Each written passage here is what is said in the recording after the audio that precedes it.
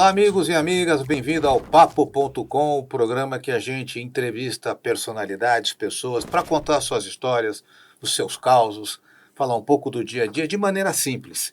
E hoje nós estamos recebendo Manuel Sintra Neto, que foi presidente da BMF por 10 anos, fez a fusão junto com a Bovespa, que essa fusão acabou se originando na atual B3, essa bolsa gigantesca que nós temos hoje, e a gente vai falar um pouquinho dessa história, esse legado e de mercado financeiro.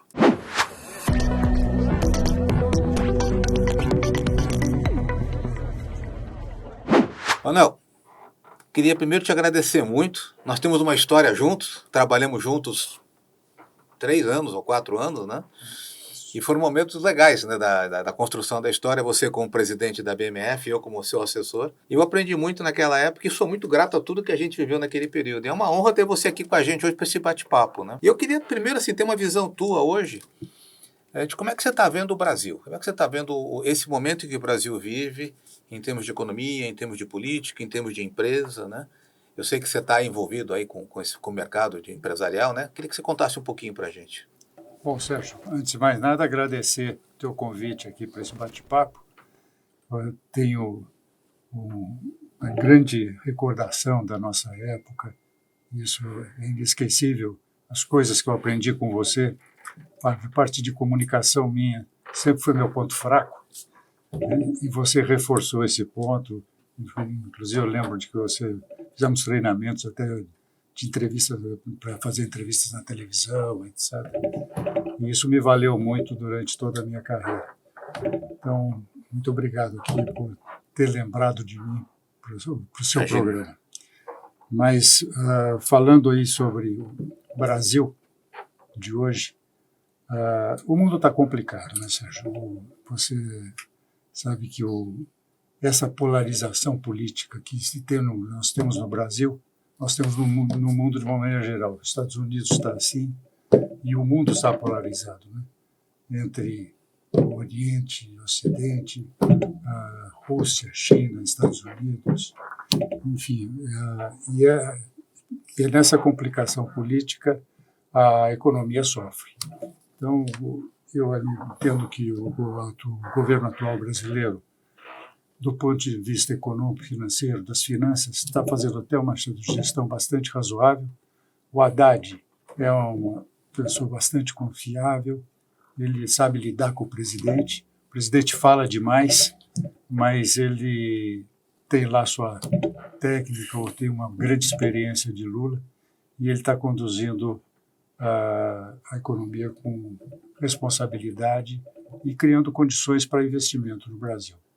O presidente atrapalha um pouco com as suas falas e tem esse cenário internacional que também é muito difícil para o Brasil. A nossa vocação, do ponto de vista de economia, é realmente agrícola. O Brasil se destaca nessa área. Nós, lá na nossa época de Bolsa, nós tínhamos o desafio que continua existindo de trazer para o Brasil a negociação dos principais produtos de futuros. Mas esse foi um ponto interessante, porque o agronegócio da década de 80, comparado com hoje, é outro mundo, né? Nós temos um baita de um agronegócio forte, né? Estamos exportando para o mundo todos. Quer dizer, houve uma evolução do agro, né? Muito. Naquela época eu lembro que nós tínhamos como meta atingir uma meta extraordinária, 100 milhões de toneladas. Uma coisa assim. Era uma coisa assim, hoje falamos. E hoje é 5, 6 vezes isso. Mas a verdade é que nós temos um país muito propício, nosso solo, e isso me faz recordar uma viagem que tivemos para a China para desenvolver o mercado de soja e a negociação de soja com a China. O Brasil vendia para as trades americanas e a China comprava das trades americanas. E as trades ficavam no meio, ganhando o grosso dessa comercialização, né? E nós fomos à China conversar com as bolsas de lá para tentar criar um mercado direto, porque os chineses desconfiavam do Americanos. produtor brasileiro, Produtor brasileiro. e o produtor brasileiro desconfiava do chinês. E realmente, a grande maioria dos nossos produtores são sérios, mas tem exceção. E da mesma forma, a China, a grande maioria das trades são sérias, mas tem exceção, e não se conheciam direito.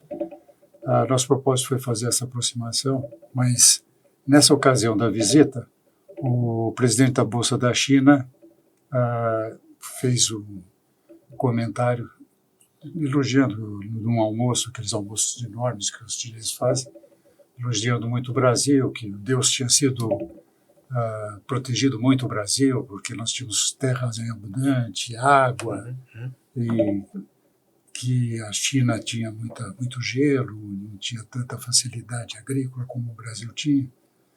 E ele, então, propunha que eles gostariam de comprar terras no Brasil. Isso foi quando, Manuel?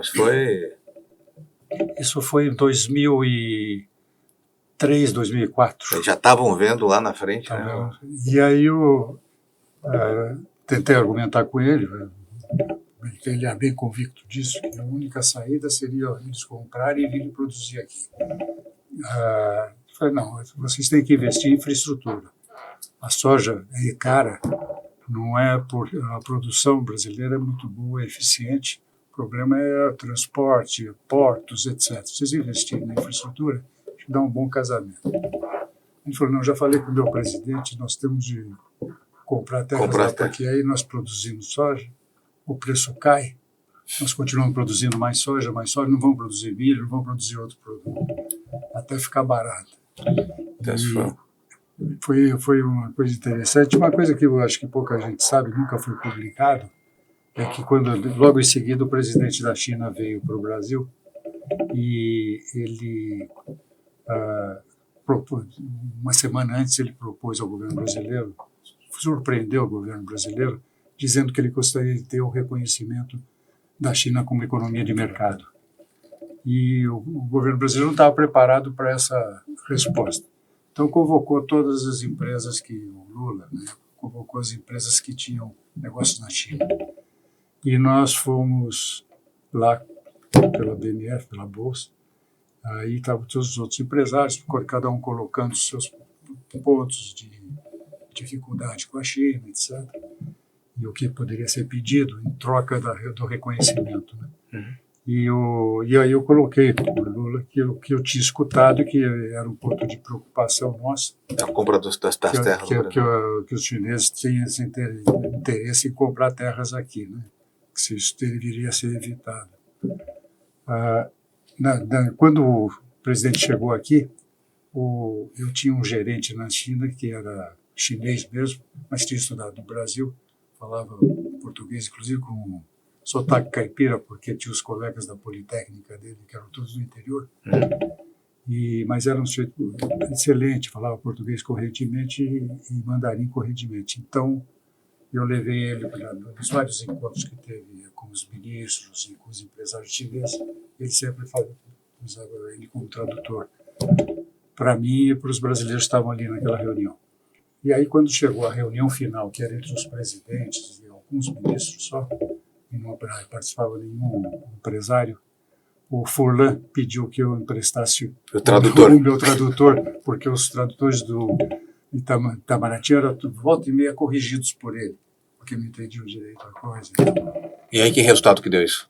O resultado é que no final, nessa reunião final, que eles fechavam os acordos, o Brasil pediu para ser reconhecido, ele pediu que a China comprasse títulos brasileiros. Naquela época o Brasil estava precisando de dinheiro. Que foi esse período em que a gente exportou muito para eles e fez toda a reserva cambial, se não me engano. É isso? Foi exatamente nesse período, né? Nesse período. Então, nessa reunião final, a China pediu para o Brasil comprar os títulos públicos brasileiros. Eles só compravam americanos, né? Até hoje. E aí a China falou, tá bom, nós compramos os títulos brasileiros, mas queremos receber como pagamento terras no Brasil. Então já casou uma coisa com outra ali.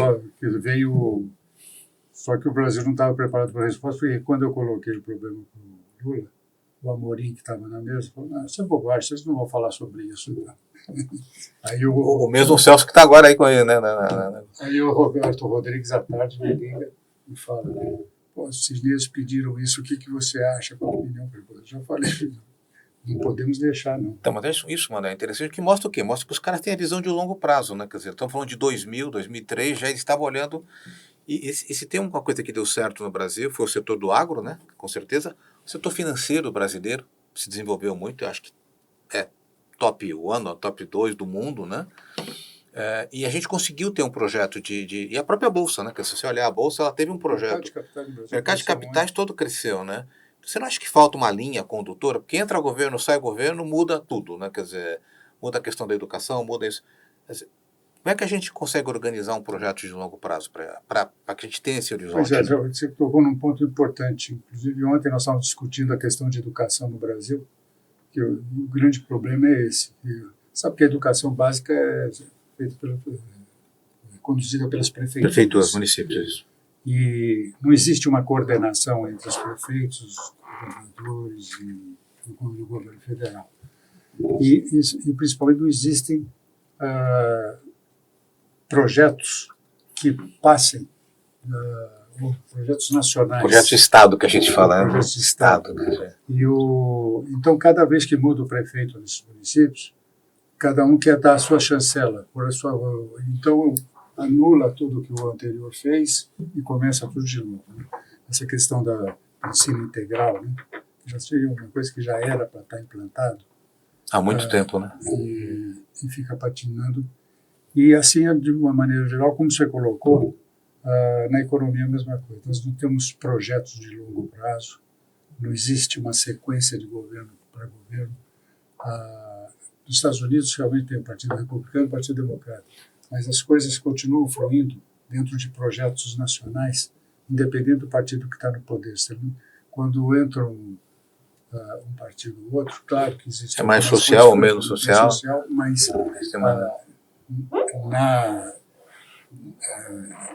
no que é essencial, eles continuam nos projetos. Eu acho que os americanos só erraram nessa coisa da tecnologia, né, Manuel? Porque a gente estava conversando que eles deixaram a China dominar a produção tecnológica do mundo, né? E hoje ninguém consegue entender. Foi um erro geopolítico mesmo, né? Quer dizer... principalmente os Estados Unidos, mas de todos, né? Da Europa também, os todos, alemães. Todos começaram entraram no encantamento dos custos baixos da China, olhando somente o custo, não olhando o longo prazo, como você colocou. Né? E hoje a guerra é essa, a Guerra Fria é digital hoje, né? Não tem mais arma. Tem um mundo muito tenso, até queria abordar um pouco isso. Cara, eu não lembro de ter um mercado global tão complicado, Manuel, porque antigamente você tinha uma Guerra Fria entre Rússia e Estados Unidos e estava ali delimitado, né? Hoje o mundo tem guerra, para onde se olhar tem guerra e tem divisão. Como é que isso afeta o mundo e o Brasil nesse cenário, Manuel? Tremendamente. O Brasil hoje está afetado por isso e o Brasil poderá, se houver realmente uma visão de longo prazo e conseguirmos minimamente nos organizarmos politicamente, aproveitar essa confusão no mundo.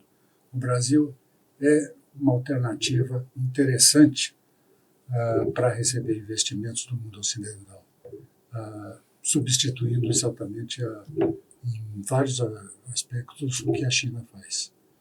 Para desenvolvimento de tecnologia, você fala? Desenvolvimento, inclusive, de tecnologia. Nós precisávamos ter realmente um plano que abrangesse isso, não ficar namorando, né, com a China, porque os chineses falavam muito, quando estavam na Bolsa, e falam até hoje, que nós somos países complementares, que o Brasil produz matéria-prima e eles usam a matéria-prima do Brasil para fazer produtos finais. Mas, na realidade, não somos. Nós temos de competir com a China, não ser complementar. Claro que devemos vender para a China nossos excessos, mas nós temos que começar a pensar em desenvolver tecnologia, desenvolver produtos manufaturados, não ficar somente exportando matéria-prima para a China. Essa é uma decisão que tem que ser tomada e vai ter que ser tomada logo, né, Manuel? Porque acho que ou vai alinhar com a América ou vai alinhar com a China, né? Quer dizer, hoje está mais, aparentemente, nós estamos mais inclinados para alinhar com a China, né? O Brasil fica querendo namorar com os dois lados, né? Uhum. Mas efetivamente, geograficamente, nós temos só um lado para optar, porque o outro realmente não nos pertence. E aí essa questão que você falou da formação é mão de obra, né? Nós temos uma deficiência de mão de obra por conta da educação mesmo, né? Acho que o Brasil sempre vai para frente, vai para trás no que se tange a educação, né? E esse é projeto de longo prazo, é geracional, né? Então precisamos de 30 anos aí para formar uma geração. Eu até brinco, quando aqui em 94, quando o Fernando Henrique assumiu, ali nós tínhamos, a geração Fernando Henrique tem 30 anos hoje, né? Se tivéssemos feito tudo certo, hoje a gente teria aquela geração entrando no mercado com qualidade de mão de obra. A gente não vê isso, né? A gente perdeu aquela geração, depois perdeu a geração Lula, depois perdeu a geração... E aí foi, né? O mesmo aconteceu com o PT. Né? O mesmo aconteceu com a geração Lula, as gerações estão sendo perdidas, né? E a gente não consegue ter qualidade de mão de obra, né? Para absorver quando você fala de tecnologia, por exemplo. Isso é uma coisa que preocupa também um pouco o país, né? Ou seja, nós temos algumas reformas de base que a gente fala isso há muito tempo, né? Que serão essenciais para corrigir essas questões. Né? Uma reforma política, da forma que está hoje organizado politicamente o Brasil, é difícil você pensar em instituições fortes e que tenham sequência e que possam trabalhar com planos de longo prazo. Mas não está na agenda isso, né, mano? A gente não vê essa prioridade no Congresso e o Executivo perdeu muito força, né? O presidente não tem força hoje, né? Porque antigamente se governava com medida provisória. Mandava MP geralmente aprovada. Era difícil não aprovar uma medida provisória, né? Hoje, e o Supremo também ganhou muita força, né? Então, vai estar estranho, né? Foi a grande modificação que houve. Né? O Supremo hoje é quase uma ditadura do Supremo. Tudo acaba no Supremo hoje, né? Mas vamos falar um pouco de mercado, que é essa conversa aqui, as pessoas querem saber onde investir o dinheiro, né? Você continua investindo, né? Eu continuo investindo. Tá. Hoje eu tenho uma empresa que trabalha com distress. Explica o que é distress para o nosso ouvinte. Hoje quase todos os bancos têm um departamento de operações especiais.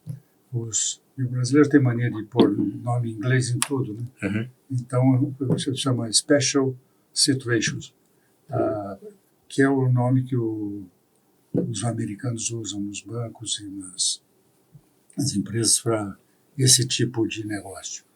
E já abreviaram também no Brasil, agora é Special City, que eram créditos inadimplentes, contenções judiciais, brigas judiciais, de brigas por herança, então, inclusive precatórios.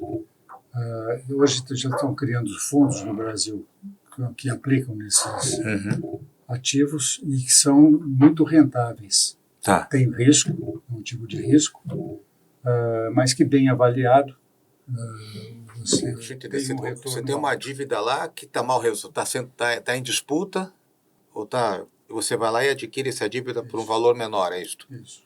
Tá. E aí depois você tenta receber isso em algum momento. Por exemplo, um banco tem lá uma empresa que entrou em recuperação, ele vai receber a longo prazo, está na recuperação ou está na falência, está discutindo isso, mas já provisionou 100% dessa dívida. Tá. Ele não quer ficar lá brigando tem uma montanha, um monte de créditos desse tipo.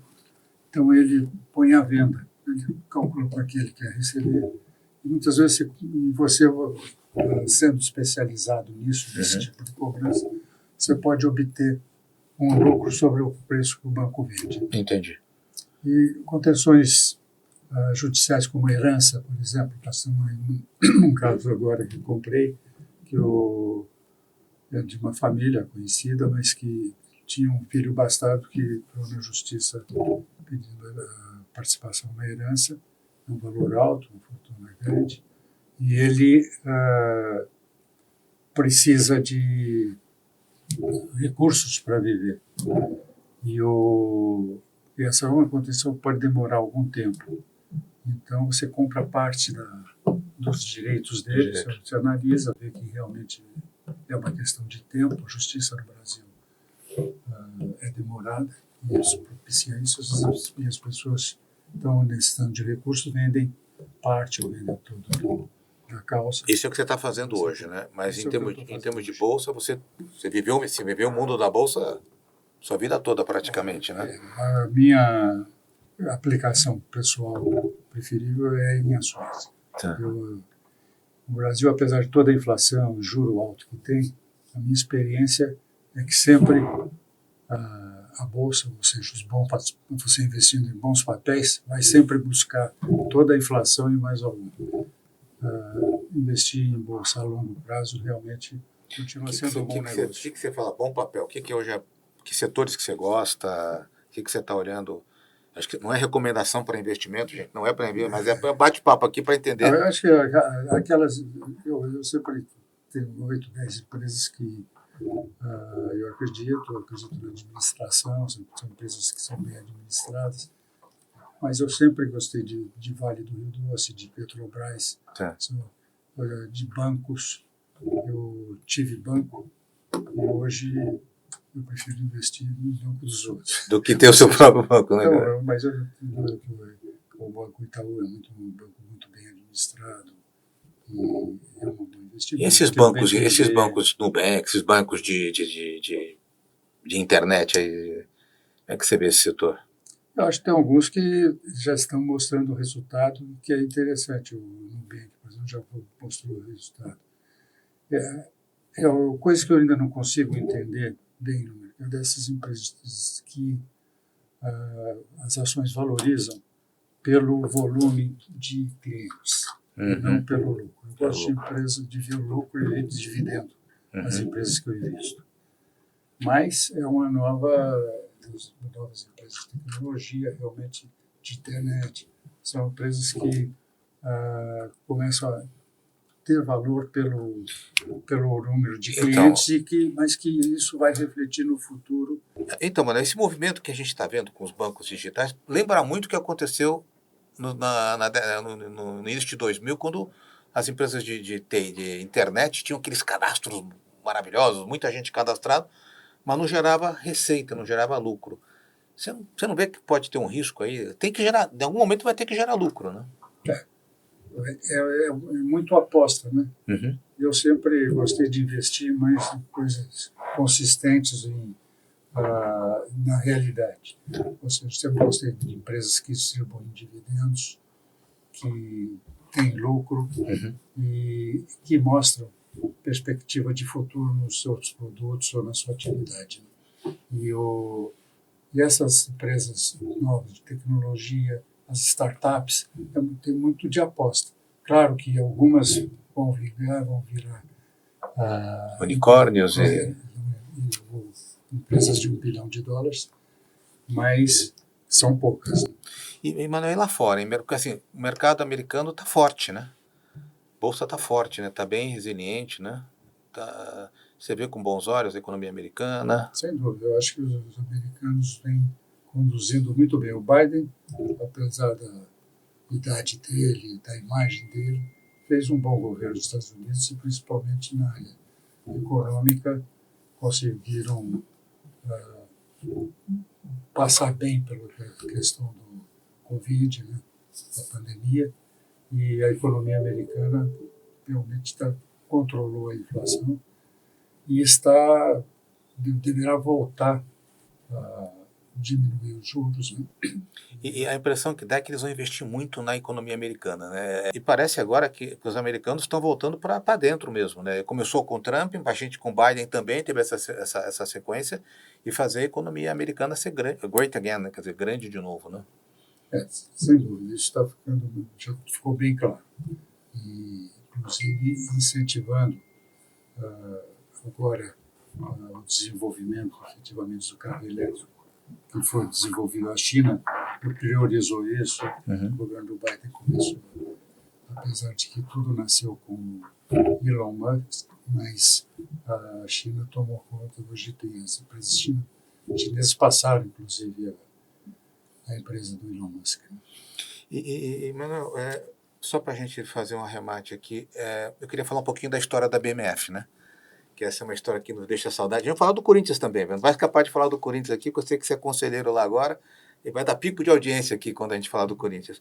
Mas falando um pouco daquele período de BMF, né? A Bolsa criada em 86 e hoje é B3, né? Quer dizer, a trajetória foi BMF Bovespa, depois B3, uma das maiores bolsas do mundo, né?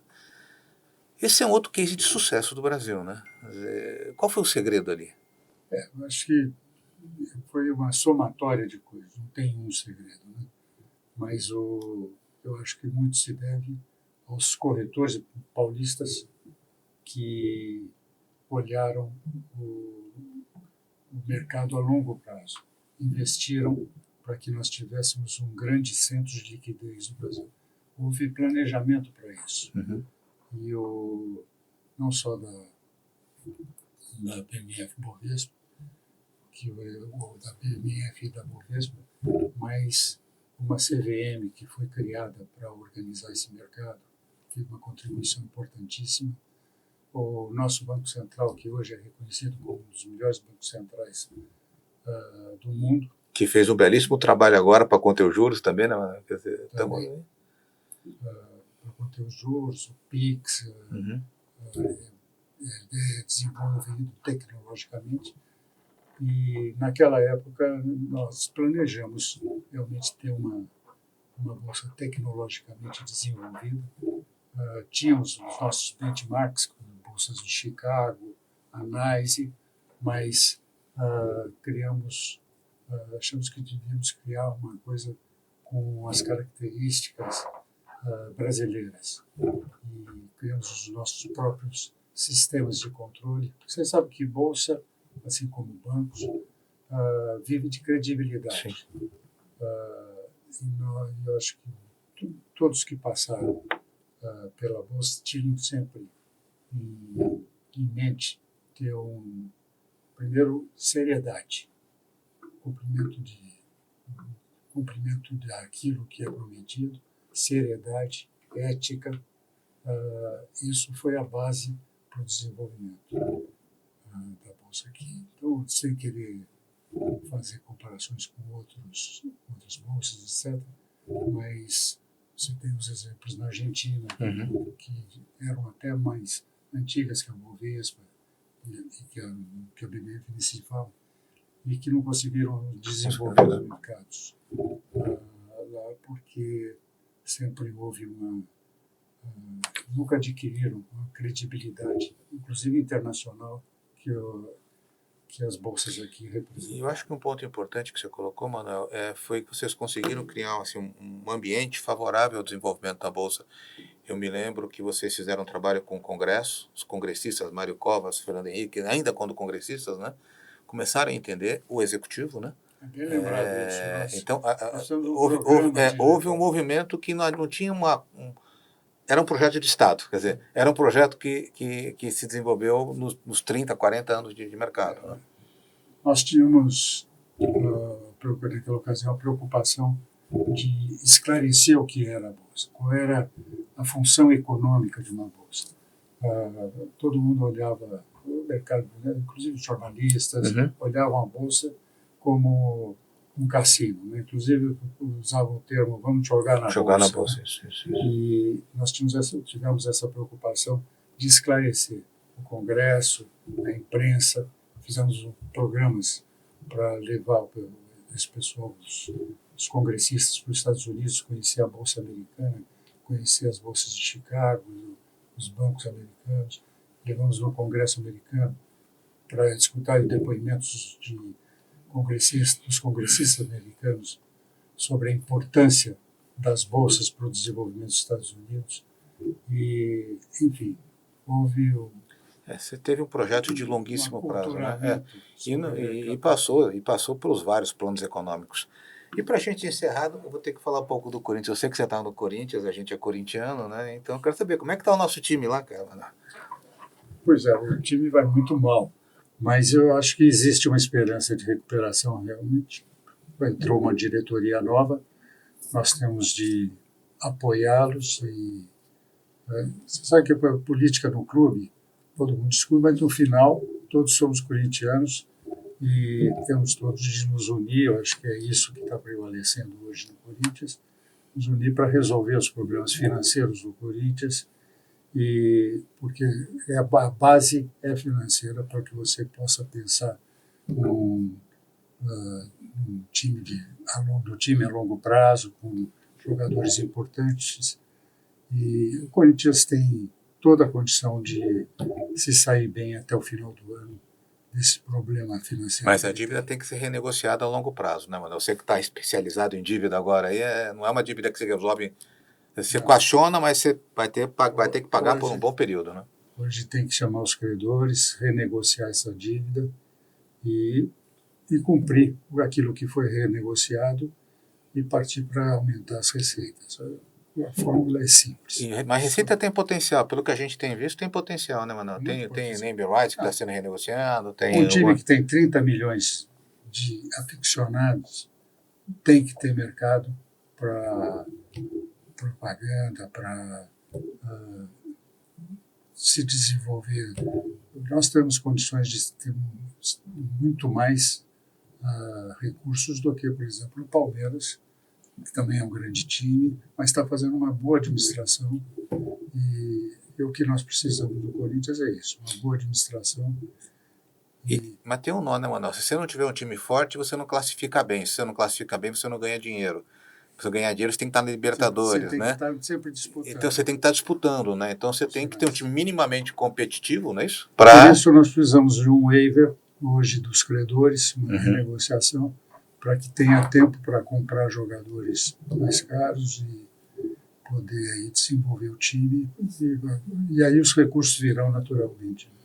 E hoje você não pensa em... Você é só conselheiro lá? Como é que você está no Corinthians hoje? Não, hoje eu sou só conselheiro, estou apoiando o presidente, e dentro do conselho foi criada uma comissão de finanças para ajudar na administração, e eu faço parte dessa comissão. A presidência não quer nem pensar nessa coisa, né? Não. Isso daí é... Isso tem que ser, a presidência de um clube de futebol tem que ser a dedicação integral, período integral, e não remunerado. Não remunerado, né? Mas e realmente eu acho que tem que ser alguém do ramo, ou seja, que tenha vivido sempre nesse meio. Sabe, eu me desenvolvi dentro do mercado financeiro, minha especialidade é finanças, é o mercado de capitais, e posso ajudar o Corinthians nessa área, simplesmente. Tá bom, Manuel. Conto com você lá para salvar nosso time, para a gente torcer melhor, porque tá difícil, né? Mas eu queria agradecer demais você, e sempre tá aberto aqui para a gente bater papo, falar um pouco também dos seus negócios novos, e super te agradecer a sua presença. Você sabe que eu sou muito grato a você, porque para vocês que não sabem, como eu falei, eu trabalhei com o Manuel em 97. Era um menino ainda, né? 97 a 2000. 97 a 2000. E foi quando eu saí da Bolsa, né? Para montar a agência e tocar os negócios aqui. Super te agradeço, cara, e fica de coração meu agradecimento. Eu que agradeço, Sérgio. Realmente foi um prazer aqui dar essa entrevista para você. E tenho uma recordação realmente muito boa daqueles nossos tempos de início de desenvolvimento do mercado de capitais. Naquele tempo o nosso time ganhava tudo, mano, era uma maravilha. Mas não, super obrigado de coração, e fica o convite para uma próxima oportunidade de bater mais papo sobre o Corinthians e outros assuntos. Muito obrigado a você que esteve com a gente, e a gente volta numa próxima oportunidade. Até lá.